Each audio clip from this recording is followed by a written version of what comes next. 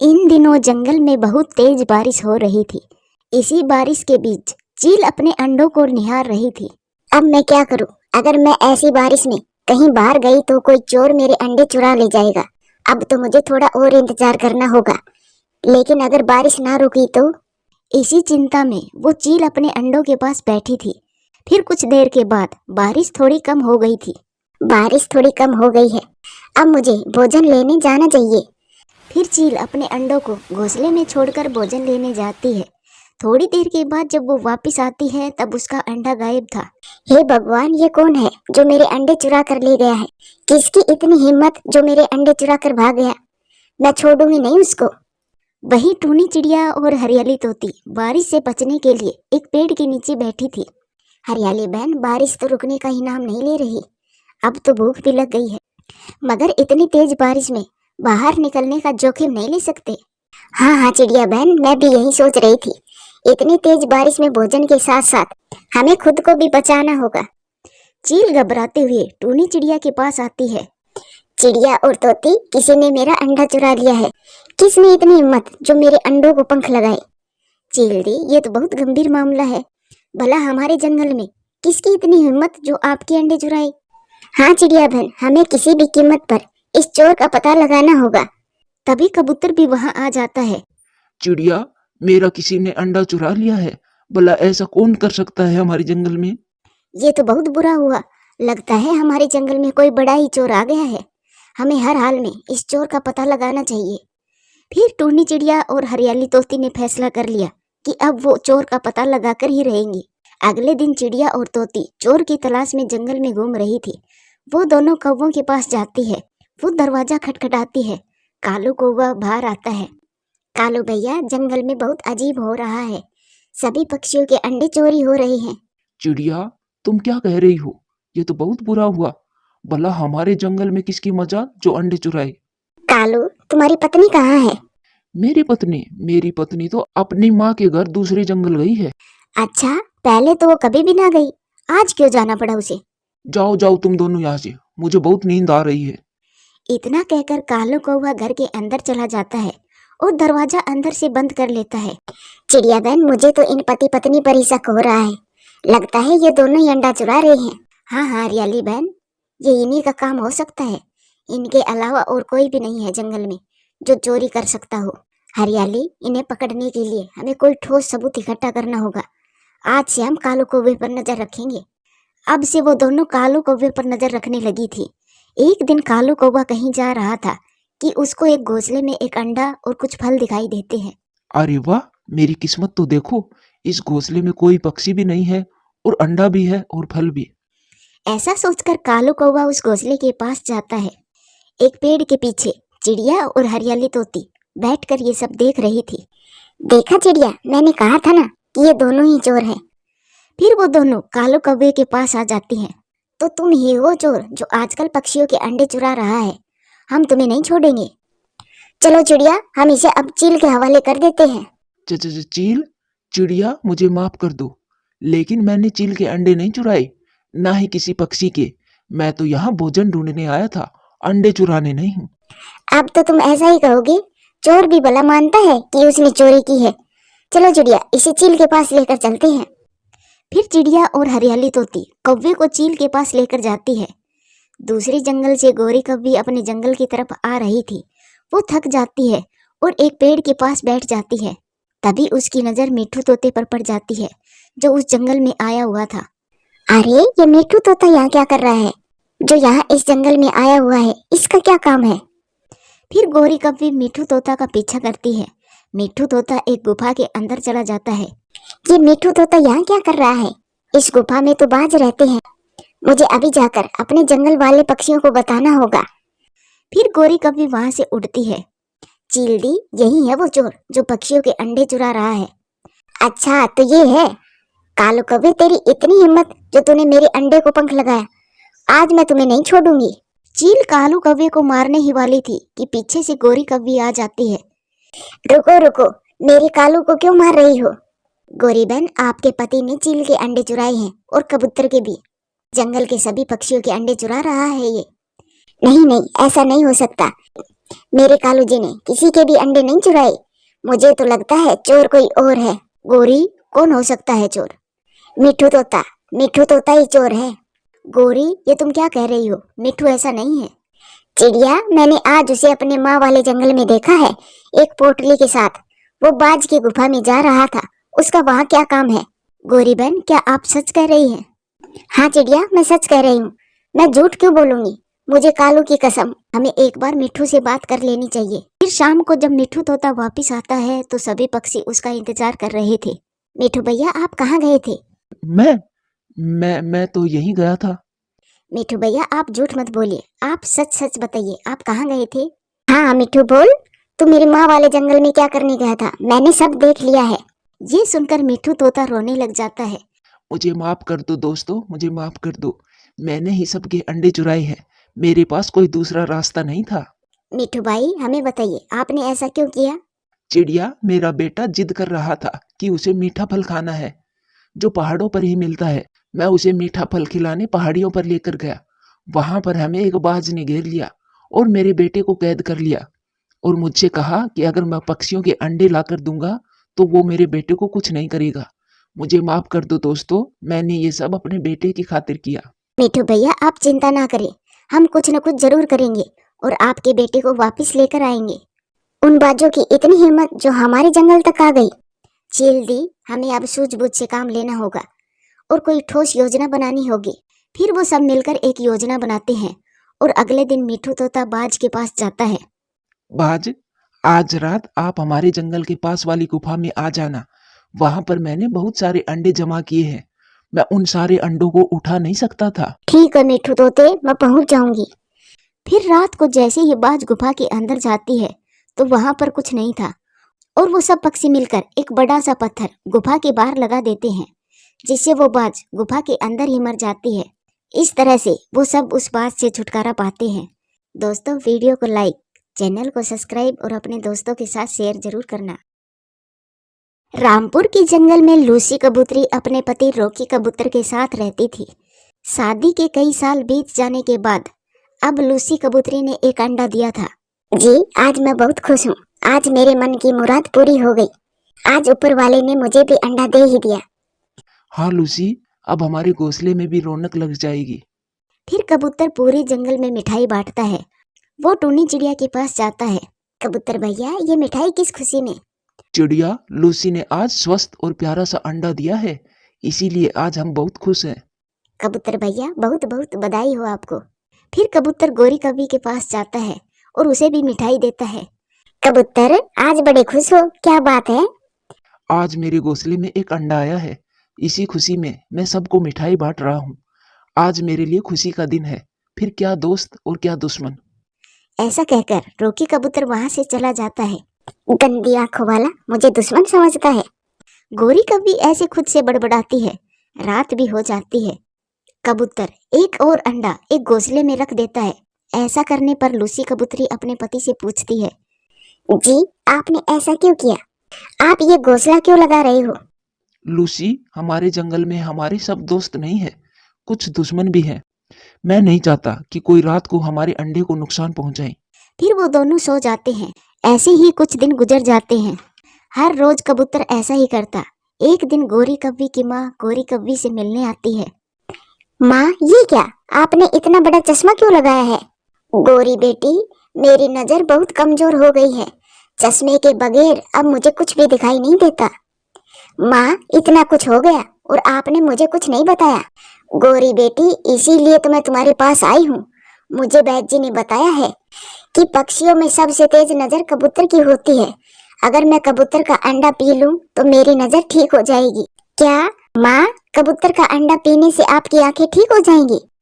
हाँ बेटी, किसी तरह से कबूतर का अंडा चुरा कर ले आओ, मैं ठीक हो सकती हूँ। माँ, आप चिंता ना करो, अभी कुछ दिन पहले हमारे जंगल की ही कबूतरी ने अंडा दिया है।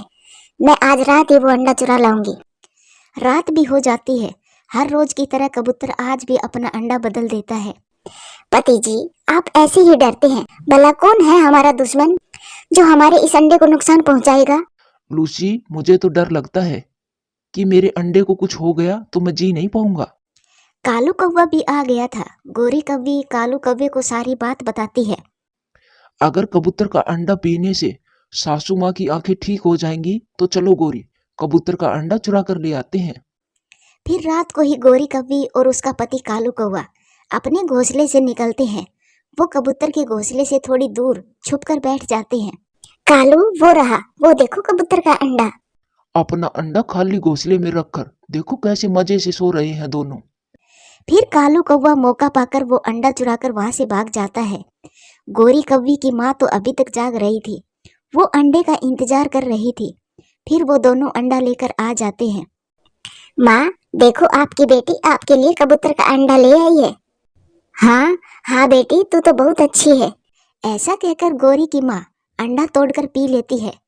अंडा पीते ही गोरी की माँ गिर जाती है और मर जाती है। ये देखकर गोरी कौवी रोने लग जाती है। कालू, ये मेरी माँ को क्या हो गया? कालू, ये अंडा कबूतर का था या फिर सांप का? मेरी माँ मुझे छोड़कर कैसे जा सकती है? गोरी कौवी सारी रात ऐसे रोती रहती है। सुबह हो जाती है। आज दूसरे घोंसले में अंडा ना देकर कबूतर लूसी से कहता है, देखा लूसी, किसी ने हमारा अंडा चुरा लिया है। अगर उसने अंडा पी लिया होगा तो वो अब तक मर गया होगा। पति जी, क्या वो अंडा जहरीला था? हाँ लूसी, वो अंडा मैं सांप का चुरा कर लाया था। फिर कबूतर रोने की आवाज सुनकर गोरी कौवी के पास जाता है। कबूतर, सासू माँ मर गई, मेरी सासू माँ मर गई। कालू, सांप का अंडा पी लेने से कोई भी पक्षी बच नहीं सकता। क्या? हाँ गोरी, वो अंडा सांप का था। ऐसा कहकर कबूतर वहां से चला जाता है और गोरी कौवी अपने किए पर रोती रहती है। ऐसे कबूतर अपनी अकल से अपना अंडा बचा लेता है और गोरी कौवी को उसके किए की सजा मिलती है। दोस्तों, वीडियो को लाइक, चैनल को सब्सक्राइब और अपने दोस्तों के साथ शेयर जरूर करना। आप टूनी चिड़िया एक पेड़ पर बैठकर आम खा रही थी कि पीछे से गोरी कौवी आती है और चिड़िया का आम चुराकर वहां से भाग जाती है। रुको रुको गंदी कौवी, तुमने मेरा मीठा फल छीन लिया। तुम बहुत बुरी हो, हमेशा ही दूसरों के भोजन पर नजर रहती है तुम्हारी। मगर गोरी कौवी टूनी चिड़िया की कोई बात सुने बिना ही वहां से भाग जाती है। कालू कालू, आम देखो, मैं चिड़िया से ये आम छीन कर लाई हूँ। आम? मुझे तो ये मीठा फल खाए हुए पता नहीं कितने ही महीने हो गए। आम को देखकर कालू कौवा बहुत खुश हो रहा था। कालू जी, मैं भाग कर आई हूँ, बहुत प्यास लगी हुई है। मैं नदी से पानी पियाऊं, तुम आम का ध्यान रखना, फिर दोनों मिलकर खाएंगे। फिर गोरी कौवी नदी से पानी पीने चली जाती है। मैं ऐसा करता हूँ, थोड़ा सा आम खा लेता हूँ, बहुत मन कर रहा है मेरा। ऐसा कहकर कालू कौवा वो आम खाने लगता है। खाते खाते कालू कौवे को पता ही नहीं चलता कि वो कब सारा आम खा जाता है। थोड़ी ही देर बाद गोरी कौवी भी आ जाती है। कालू जी, आम कहाँ है? गोरी, मुझे भूख लगी हुई थी, मुझसे गलती हो गई, मैं वो सारा आम ही खा गया। कालू जी, मैं वो आम चिड़िया से छीन कर घर लेकर आई थी कि हम दोनों मिलकर खाएंगे, और तुमने वो मेरा आम खुद ही खा लिया। गोरी, जब मैं पिछली बार मिट्ठू से अमरूद छीन कर लाया था, वो भी तो तुमने खुद ही खा लिया था, तो अब क्या हो गया जो मैंने खा लिया तो? गोरी कौवी तो बहुत गुस्से में थी। वो पास में पड़े डंडे से कालू के सर में मारने लगती है। कालू कौवा तो बेहोश होकर नीचे गिर जाता है। गोरी ने समझा कि कालू तो मर गया। वो कालू को देखकर रोने लगती है। कालू कालू उठो, मैंने तो धीरे से मारा था, उठो कालू, कालू जी उठो। फिर गोरी कौवी भागी भागी टूनी चिड़िया के पास जाती है। चिड़िया बहन जल्दी चलो मेरे साथ, कालू को कुछ हो गया है। चल भाग यहाँ से, तुमने मेरा आम क्यों छीना था? चिड़िया, उस आम की वजह से ही तो मेरा कालू मरा है। फिर चिड़िया वहां से चली जाती है। गोरी कौवी कबूतर के पास जाती है। कबूतर भैया जल्दी चलो मेरे साथ, तुम्हारे भाई कालू को कुछ हो गया है, वो कुछ बोल नहीं रहा। फिर कबूतर जल्दी से गोरी कौवी के साथ जाता है। गोरी, चुप कर जाओ, कालू अब कभी भी लौट कर नहीं आएगा, वो मर गया है। एक आम ही तो खाया था मेरे कालू जी ने, हाय रे मेरा कालू। फिर कबूतर वहां से चला जाता है। कालू कौवा होश में तो आ गया था। वो अपनी पत्नी की सारी बातें सुन रहा था। मेरा कालू जी, मैं बहुत लड़ाई करती थी आपसे, मुझे पता होता कि आप सच में मर जाओगे तो मैं कभी भी ना मारती आपको, हाय रे मेरा कालू। फिर गोरी कव्वी कालू कव्वे को एक टोकरी में रखकर नदी में बहाने ले जाती है। कालू कव्वे को मरा हुआ समझकर गोरी कव्वी कालू को नदी में बहा देती है और वहां से चली जाती है। गोरी कव्वी को जाता देख कालू कौवा अपनी आंखें खोल लेता है। जिंदा रहने से तो मरना ही अच्छा है। कम से कम मेरी पत्नी मेरी इज्जत तो करती है। इतने प्यार से तो मेरी पत्नी ने कभी मुझसे बात ही नहीं की। फिर रात को कालू कौवा उड़ता हुआ अपने घर की खिड़की में जाकर बैठ जाता है। अपने पति को मारकर बड़े आराम से सो रही हो तुम। बहुत जालिम कौवी हो तुम। गोरी कव्वी भी आवाज सुनकर जाग जाती है। भूत भूत, कोई मुझे बचाइए, बचाइए मुझे भूत से। चुप चुप कर जाओ। ज्यादा शोर मचाया तो कच्चा खा जाऊंगा। भूत जी मुझे माफ कर दो, कालू जी ने मेरा लाया हुआ आम खाया था। और तुमने एक आम के बदले में उस बेचारे कालू की जान ही ले ली। भूत जी जो भी हुआ वो मैंने जानबूझकर नहीं किया, मुझे माफ कर दो। मैं कालू की आत्मा हूँ। मुझे बहुत नींद आ रही है। मैं तो कालू के घोंसले में ही सोऊंगा। ऐसा कहकर कालू कौवा घोंसले में सो जाता है। गोरी कव्वी तो सारी रात जाकर गुजारती है। सुबह हो जाती है।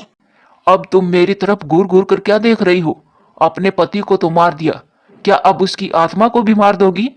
चलो जल्दी से, तुम मेरे लिए भोजन लेकर आओ। मैं अभी आपके लिए भोजन लेकर आती हूँ आत्मा जी। फिर गोरी कव्वी जल्दी से भोजन ढूंढकर वापस आती है। कालू कौवा तो मजे मजे में सारा भोजन खा लेता है। आत्मा जी अब मैं जाऊं, मुझे अपने लिए भी भोजन ढूंढना है। हाँ हाँ जाओ, तब तक मैं थोड़ा सो लेता हूँ। आत्मा जी क्या अब आप वापस नहीं जाओगे? नहीं, अब मैं तुम्हारे पति के घर में ही रहूंगा। मैं उसकी आत्मा हूँ, आत्मा। फिर गोरी कव्वी अपने घर से चली जाती है। सारा दिन घूमने के बाद गोरी कव्वी को थोड़ा सा भोजन मिल जाता है। उस कालू ने तो मरने के बाद भी मेरी जान नहीं छोड़ी।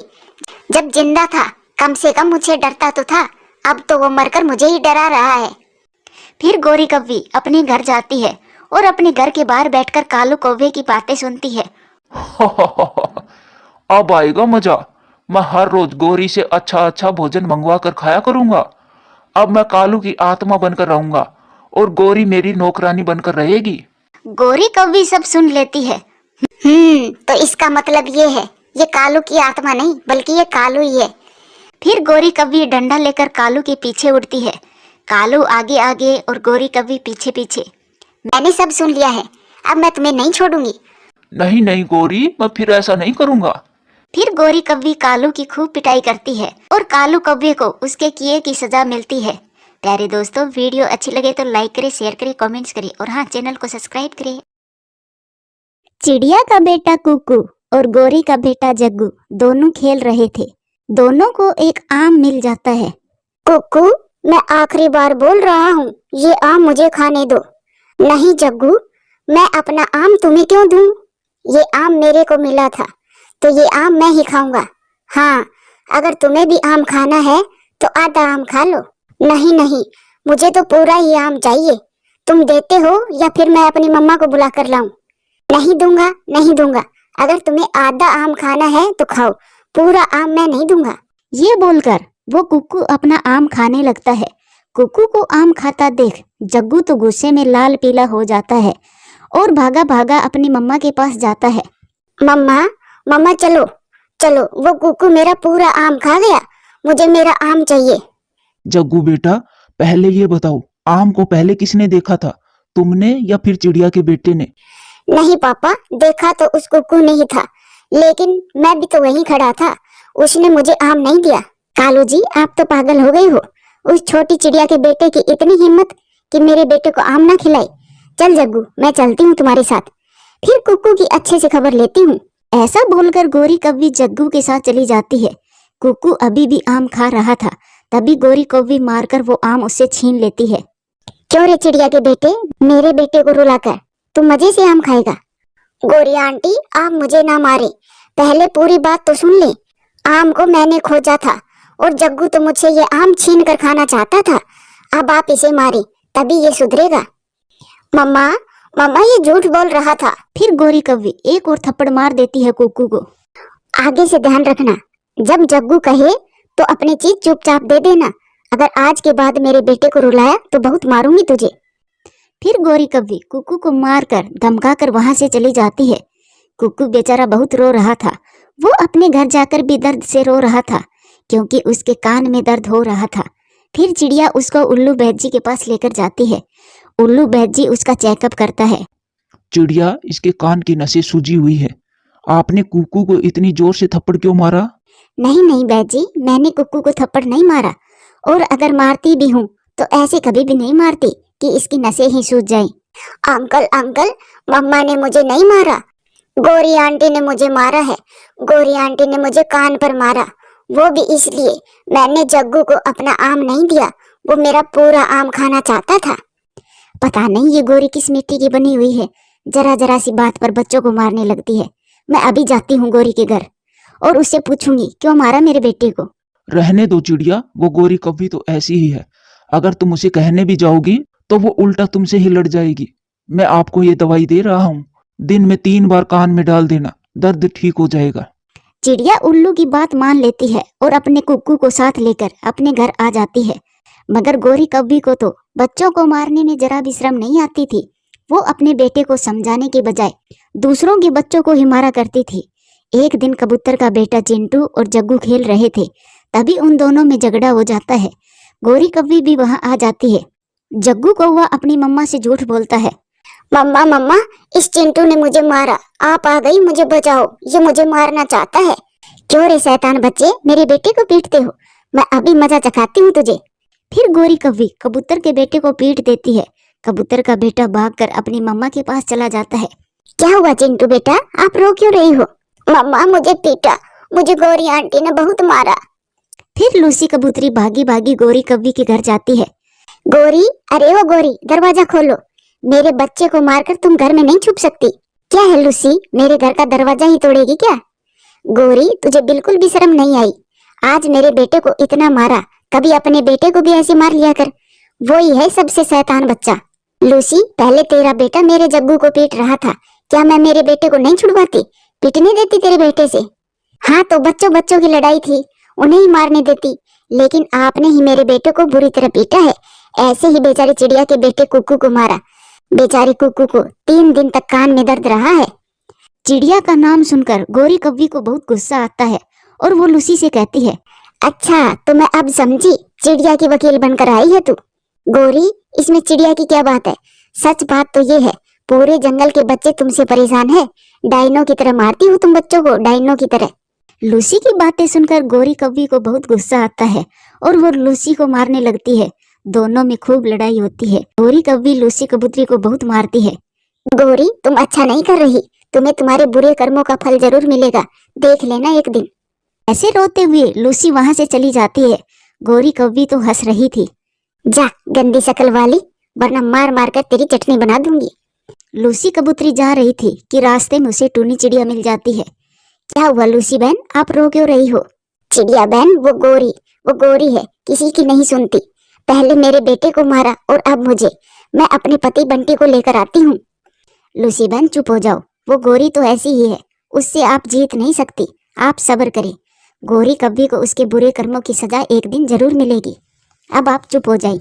ऐसे चिड़िया लूसी को समझा देती है। वो चुपचाप अपने घर चली जाती है। दिन गुजरते गए, जग्गू कौवा भी बहुत शरारती बन गया था। उसे तो किसी से भी डर नहीं लगता था, वो तो अपनी शैतानियां करता ही गया।